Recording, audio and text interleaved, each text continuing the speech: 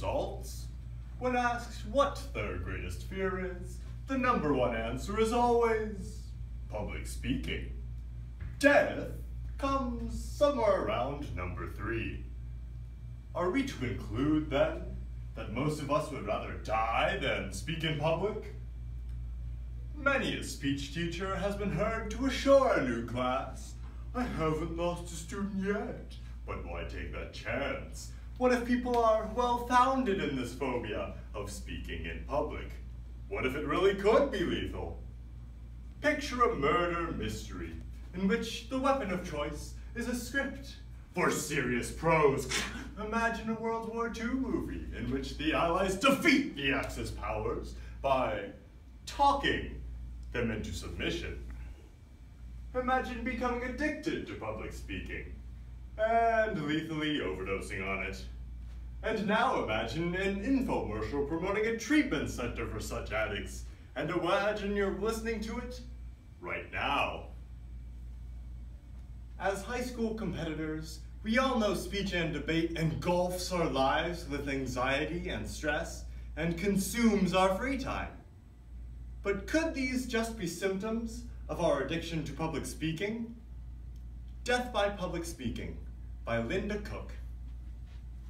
Good evening, I am Dr. Audie Torrey, your host for this evening's program, along with my colleague, Dr. Mike Raffone, Director of the Public Speaking Youth Center of Holmesville, Ohio, also known as Psycho. Throughout tonight's program, you'll see our 800 number at the bottom of your screen. I urge you to call if a public speaking addiction has affected you, or a loved one, or a stranger whose life you'd like to butt into. Here at Psycho, we wage a daily battle against the mysterious phenomenon of death by public speaking, or DPS.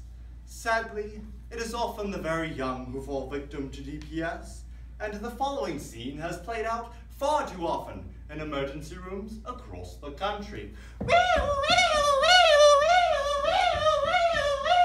Doc, you better take a look at this one right away. What are her symptoms? Heart palpitations, cold sweat, rapid pulse? What should be the United Nations' role in Middle Eastern? U.S. News and World Reports states that, according to www.research.com, last updated. Where's our baby girl? Where is she? Mom? Dad? We're here for you, baby. We're right here. Everything's going to be all right. What's wrong with her? You've never seen her like this. Folks, I'm sorry to inform you that your daughter has been dabbling in public speaking. No, not our little girl. I'm afraid it's true. This is your fault. I told you we should have let her go out for cheerleading. Oh, doctor, how could this have happened to us? How do kids get involved in this seamy underworld in the first place? Sadly, scenes like this one are all too common in American high schools today. Hey kid, I got a primo script for humorous prose over here. Have a look. Gee, humorous prose? I don't know. Just take a little peek. Precisely timed satire and clever puns can be a real rush. You're not a chicken, are you? Well, no, I just, well, okay. And the siren song of competitive forensics claims yet another innocent victim. Imagine what would happen if that same student had been taught to just say no. Hey kid, I got a primo script for humorous prose over here. Have a look. No way! That stuff's addictive! You won't get hooked from just one little peek. Give it a try. Stay away from me, you! I'm going home to watch reruns of the Brady Bunch. If only Kylie's... It's Kaylee, actually. If only Kaylee's family had known what to do ahead of time, they wouldn't be going through this right now. It happens to kids from even the best of homes.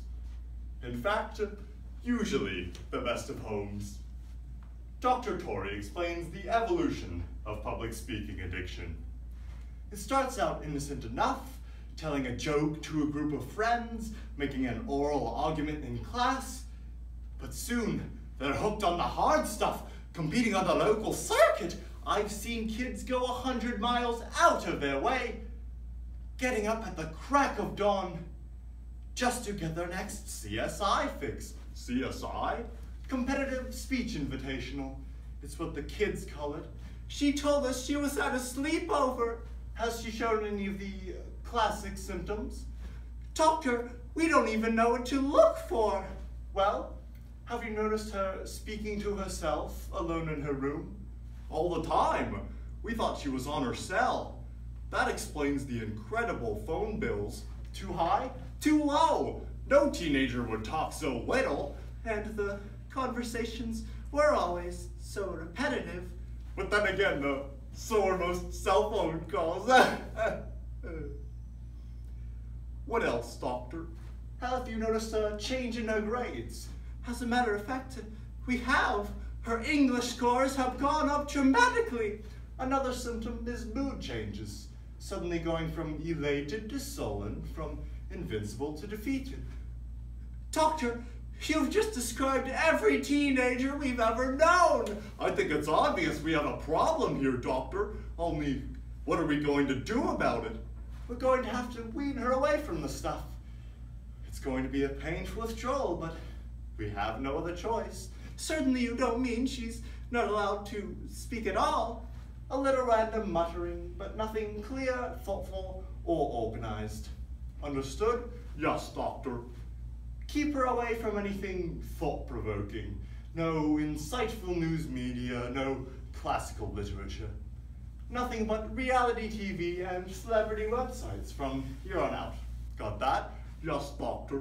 Serious cases like Carly's. It's Kaylee! Kaylee's are often enrolled in a psycho program called the Guarantee Against Gregariousness, better known as the GAG treatment. Dr. Raffone, why don't you talk to us more about psycho's special talk therapy? Well, normally when we talk about talk therapy, we're talking about talk as a form of therapy. But here at Psycho, when we talk about talk therapy, we're talking about talk as a symptom that requires therapy. You see what I'm talking about? Wow, talk about amazing. That's what I'm talking about!